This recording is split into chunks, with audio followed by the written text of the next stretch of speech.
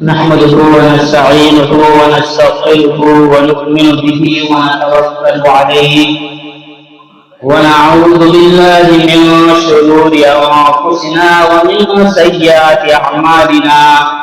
من يهده الله فلا مضل له ومن يضلل فلا هادي له.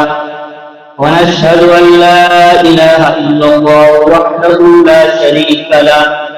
ونشهد أن سيدنا ومولانا محمدا عبده ورسوله. أما بعد فأعوذ بالله من الشيطان الرجيم. بسم الله الرحمن الرحيم. الحمد لله رب العالمين الرحمن الرحيم مالك يوم الدين. إياك نعبد وإياك نستعين. اهدنا الصراط المستقيم صراط الذين أنعمت عليهم غير المغضوب عليهم ولا الضالين.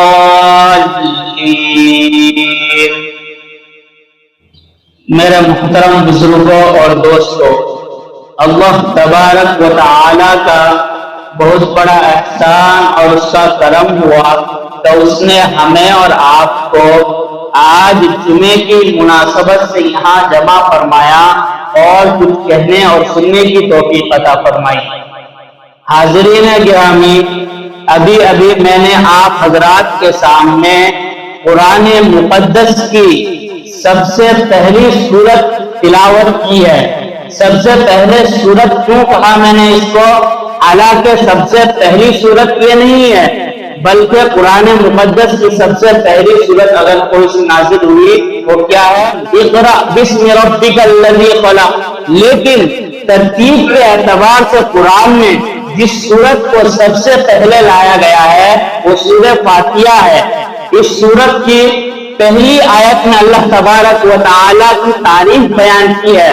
اللہ تبارک و تعالیٰ کی تعریف کس طریقے سے بیان کی ہے وہ آپ سنیے. الحمدللہ رب العالمین، اس کا معنی یہ ہے کہ تمام تعریف اللہ تبارک و تعالیٰ کے لیے ہے جو تمام جہان کا پالن ہار ہے.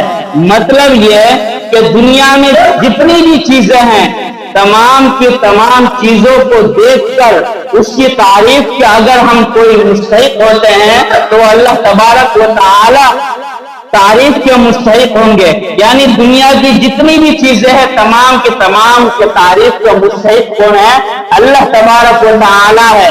اور اس آیت کے پہلے جملے میں الحمدللہ رب العالمین یہ دعویٰ ہے، یعنی تمام تعریف اللہ تبارک و تعالی ہی کے لیے ہے. اور دلیل اللہ تبارک و تعالی نے آگے بیان کر دیا کہ کیوں اللہ تبارک و تعالی تمام تعریف کے مستحق ہے. دلیل پیش کر دی رب العالمین کہ تمام جہان کا پالن ہار ہے، تمام جہاں کی پرورش کرنے والا ہے. اس وجہ سے اللہ تبارک و تعالی کیا ہوا؟ تمام تعریف کے مستحق ہوئے. تمام تعریف کے اگر کوئی مستحق ہے وہ اللہ تبارک و تعالی ہے. بظاہر طور پر ہم دنیا میں دیکھتے ہیں اگر کسی شخص نے، کسی مستری نے کوئی اچھی عمارت بنائی تو عمارت بنانے والے کی تعریف ہم کرتے ہیں، لیکن جس نے بنوائی اس کی تعریف نہیں کی جاتی. آپ دیکھ لیجئے موجودہ دور میں تاج محل ہم لوگوں کے نظروں کے سامنے ہے، ہندوستان میں موجود ہے، لیکن اس کے ہاتھوں کی تعریف آج تک لوگ کرتے ہیں کس کی؟ مستری کی. عمارت بننے کے بعد ذہن میں کیا ہوتا ہے کہ کس شخص نے اس کو بنایا ہے، کس کاریگر نے اس کو بنایا ہے. ہم اس کی تعریف کرتے ہیں اور یہ کہتے ہیں کہ بہت اچھا مستری ہے. لیکن اللہ تبارک و تعالی حقیقی طور پر ہر چیز کا مالک ہے، ہر چیز کے تعریف کے مستحق اگر کوئی ذات ہے وہ کون ہے؟ وہ اللہ تبارک و تعالی ہے. کیونکہ اللہ تبارک و تعالی نے دعویٰ کیا کہ تمام تعریف اللہ تبارک و تعالی کے لیے ہے. جب تمام تعریف اللہ تبارک و تعالی کے لیے ہے تو دلیل کیا پیش کی گئی؟ دلیل پیش کی گئی رب العالمین क्यों अल्लाह तबारक व तआला तमाम चीजों का तारीफ का मुस्तहिक है? इस वजह से है कि वो रब्बिल आलमीन है, वो तमाम जहानों का पालनहार है। चाहे वो जिन्नातों का जहां हो, इंसानों का जहां हो, समुंदरों का जहां हो, दरियाओं का जहां हो, कोई सा भी जहां हो, इस कायनात के अंदर जितनी भी जहां है, तमाम जहां का पालने वाला, तमाम जहां की परवरिश करने वाला, तमाम जहां का परवरदिगार अगर कोई जात है, वो कौन है? वो अल्लाह तबारक व तआला है। इस वजह से अल्लाह तबारक व तआला तमाम तारीफों के मुस्तहिक है, तमाम तारीफ अल्लाह तबारक व तआला के लिए है। लेकिन इसमें एक इश्काल होता है, बहुत से लोग ये कहते हैं कि अगर हर काम के तारीफ का मुस्तहिक अल्लाह तबारक व तआला है, तो हम दुनिया में बहुत सी चीजें ऐसी देखते हैं जो तारीफ के मुस्तहिक हमें बज़ाहिर तौर पर नहीं दिखती। मिसाल के तौर पर किसी पर परेशानी आ गई, किसी पर मुसीबत आ गई, किसी के घर डाका डल गया, किसी को परेशानी लायक हो गई, तो ये तमाम काम जो है, क्या अल्लाह तबारक व तआला इस काम की वजह से भी तारीफ के मुस्तहिक है? तो अल्लाह तबारक व तआला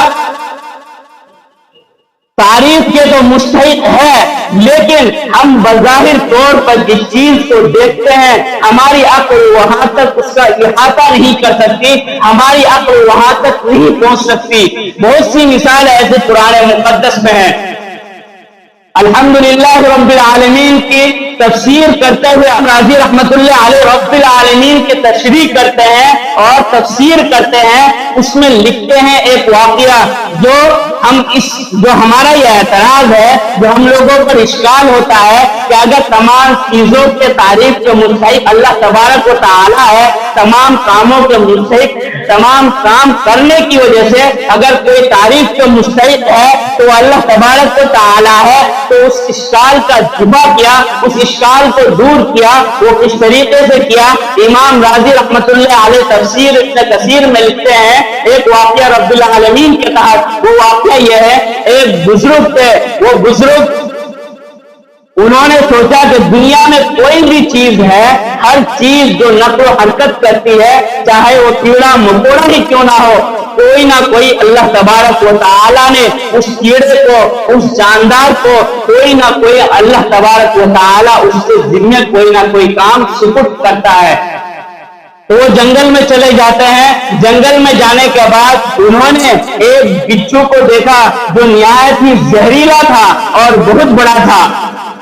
तो उन्होंने देखा कि चलो आज मैं इसके पीछे लगता हूं और देखता हूं कि अल्लाह तबारक व तआला ने इस बिच्छू को किस काम के लिए मुतय्यन किया है और आज ये क्या करने वाला है। वो उस बिच्छू के पीछे हो लेते हैं, उस बिच्छू के पीछे पीछे चलने लगते हैं। उस बिच्छू के पीछे पीछे चलते हुए वो बिच्छू एक दरिया के किनारे पर आकर रुक जाता है। ये बुजुर्ग भी उसके साथ साथ चलकर उस दरिया के किनारे पर आकर रुक जाते हैं।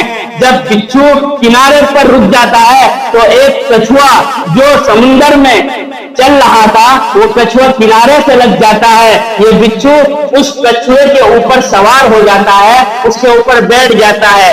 वो बिच्छू पीठ के ऊपर, कछुए के पीठ के ऊपर बैठ जाता है। इस तरीके से वो समुंदर में चलने लगता है। ये बुजुर्ग जो पीछे लगे हुए थे, उन्होंने सोचा था आज मुझे इनका ताक़ुब करना है, इनका पीछे लगना है। चुनांचे वो भी उनके पीछे चलने लगे। एक कश्ती छोटी सी ली, वो भी उस कछुए के पीछे पीछे चलने लगे। ये कछुआ चलते चलते पानी में दूसरे किनारे पर जाकर पहुंच जाता है और ये बुजुर्ग दूसरे किनारे पर पहुंच जाते हैं।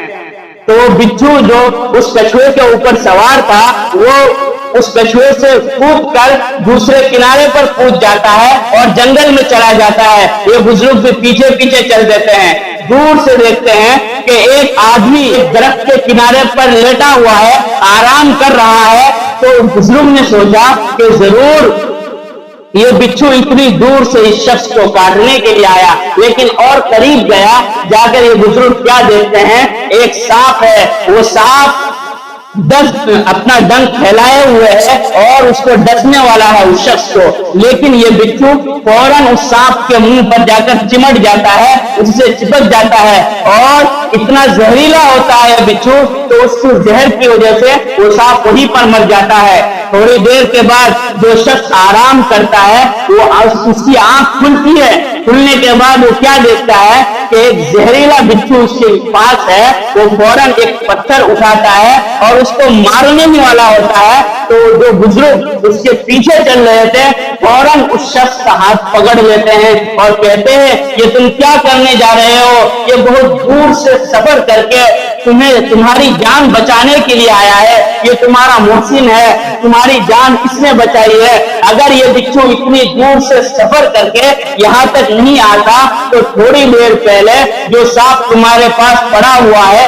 اپنا ڈنک پھیلائے ہوئے تھا، قریب تھا کہ وہ تم کو ڈس لے، لیکن اس بچھو نے اس سے لڑائی کی اور اس کے منہ میں اس طریقے سے چمٹا کہ اس کی جان چلی گئی اور تمہاری جان اس بچھو کی وجہ سے بچی ہے۔ تو کہنے کا مقصد یہ ہے کہ ایک بچھو جو زہریلا جانور ہے، کوئی بھی انسان اگر اس کو دیکھے گا دیکھ کر ضرور اس کو مارے گا، کیونکہ وہ انسان کو تکلیف دینے کے لیے بنا ہے، وہ انسان کو تکلیف پہنچائے گا۔ لیکن حقیقی طور پر اگر وہ شخص پچھلا معاملہ دیکھتا کہ اس بچھو نے اس کی جان بچائی تو ہرگز یہ ایسا نہیں کرتا، اس بچے کو مارنے کے لیے نہیں بھاگتا، لیکن اسے پتا نہیں تھا۔ اسی طریقے سے اللہ تبارک و تعالی دنیا میں جو بھی کام کرتے ہیں اس کام کے پیچھے کوئی مصلحت پیش نظر ہوتی ہے، کوئی نہ کوئی مصلحت ہوتی ہے، ہمیں کوئی پریشانی لاحق ہوتی ہے، ہم کسی مصیبت میں مبتلا ہوتے ہیں تو اللہ تبارک و تعالی اس کے پیچھے بھی کوئی مصلحت ہوتی ہے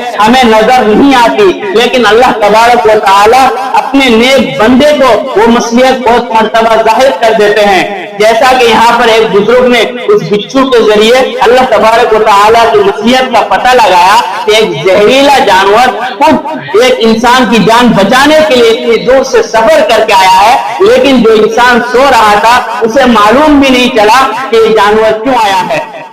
اسی طریقے سے حضرت